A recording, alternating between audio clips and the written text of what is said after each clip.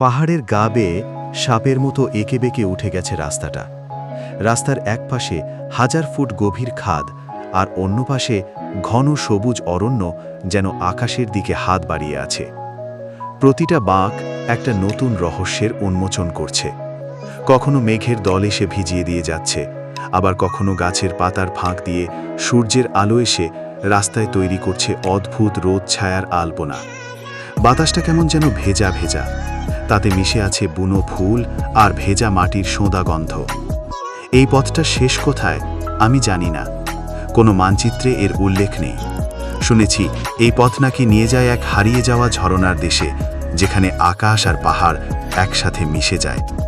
ভয় যে করছে না তা নয়, কিন্তু অ্যাড্রেনালিনের নেশা সেই ভয়কে ছাপিয়ে গেছে। হঠাৎ করে জঙ্গলটা আরও ঘন হয়ে এলো। একটা অচেনা পাখির তীক্ষ্ণ ডাক শুনে শিরদাঁড়া দিয়ে একটা ঠান্ডা স্রোত বয়ে গেল। সামনে আর একটা বাঘ। কি আছে তার ওপারে? নতুন কোনো বিপদ, নাকি প্রকৃতির অনবদ্য কোনো সৃষ্টি? বুকের ভেতরটা ঢিপ ঢিপ করছে। এটাই তো অ্যাডভেঞ্চার, এই অজানা পথে এগিয়ে যাওয়ার শিহরণ, এই ভয় আর ভালো লাগার অদ্ভুত মিশ্রণ।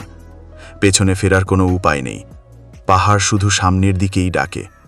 চললাম সেই অজানার ডাকে।